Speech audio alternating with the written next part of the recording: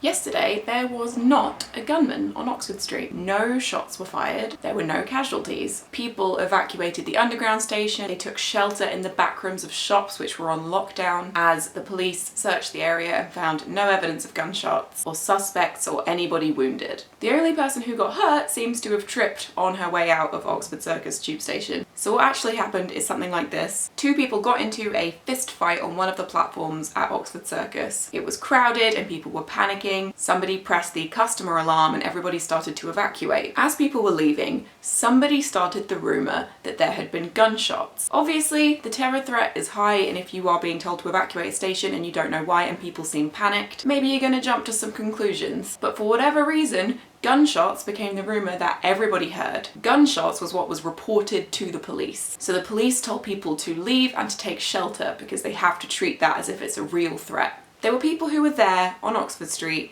tweeting as if they had actually themselves heard gunshots. Now famously, Ollie Murs tweeted that there had been gunshots in Selfridges and that he was inside. Now this guy's got nearly 8 million followers, and he didn't tweet that there was a rumour that there had been gunshots. He tweeted, "Fuck, everyone get out of Selfridges now, gunshots, I'm inside." So obviously people thought that he had actually witnessed or heard gunshots, and lots of people were tweeting like this. Some people were actually tweeting like, "Just heard gunshots and I'm running from them." After people had begun to really panic across social media as well, and after thousands of people had started repeating these claims and saying there is a gunman on Oxford Street, Ollie Murs followed up to say he actually had no idea what was happening and he'd just been told to shelter. I do understand that in that moment when you are panicking, maybe you would genuinely believe there were gunshots. If you heard that rumour, you'd go, okay, well, we're all running, so it must be from gunshots. I don't really understand the thought process around then tweeting that information as if it's fact. But I haven't been in this situation, so I don't want to judge the people who were actually like caught up in the panic. So everyone was saying there was a gunman on Oxford Street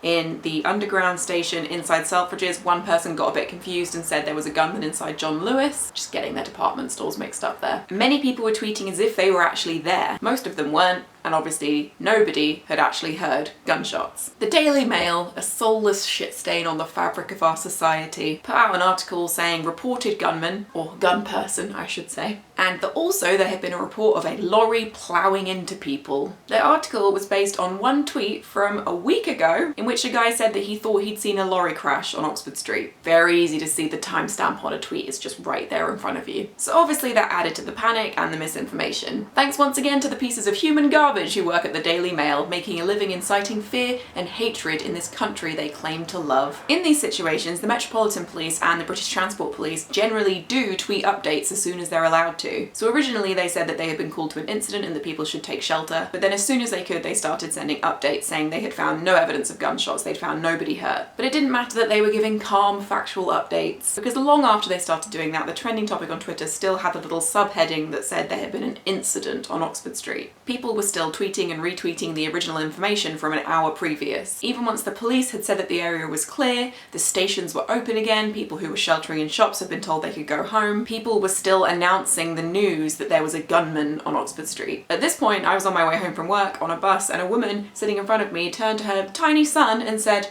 "Someone's been shot on Oxford Street."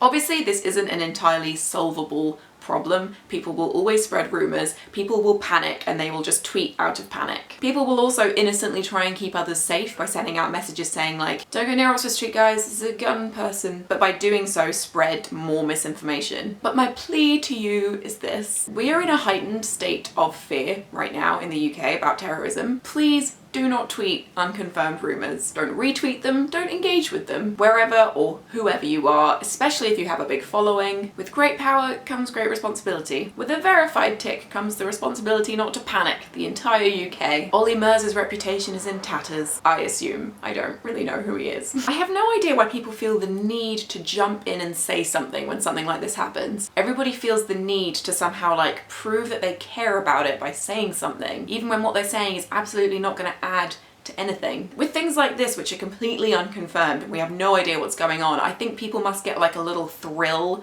of feeling like they're part of the excitement and the drama by tweeting, guys, there's a gunman on Oxford Street, from where they are sitting at home hundreds of miles away. Spreading safety information that's tweeted by the police or the BTP is the only thing that's actually really helpful in this situation and how Twitter can be used for good. Or obviously like offering shelter or support to people nearby. But yes, think before you tweet because the consequences are actually really far-reaching. The job of terrorism is to spread fear. Terrorism is scary, obviously. We've seen horrific attacks around the world. I mean, just very recently we had this awful attack in Egypt where over 200 people have died. But in the UK, as devastating as the attacks that we have had this year have been, a very, very small proportion of people have actually been directly affected by terrorism. Less than 40 people have died due to terrorism in the UK this year. I am not trying to diminish their deaths because obviously they are still horrible and tragic and just awful. And many more people have been injured, but the way that we talk about terrorism and the amount of fear that there constantly is in this country, you wouldn't think that less than 40 people had died out of a population of 65 million. Because what affects us all is the atmosphere of fear. And when you spread unverified rumours and you have to be the first person in your friendship group to announce that, you know, an attack is taking place before it's even been verified, you are doing part of terrorism's job for it. Because you are helping to spread terror. You are helping to add to that atmosphere of fear and keep people afraid. I just feel like we are all responsible for how things like this go down on social media. TLDR, don't spread unverified rumours. It's not your job. People at the Daily Mail are paid to lie and spread fear, so don't do it for them for free. This comment section is going to be fun.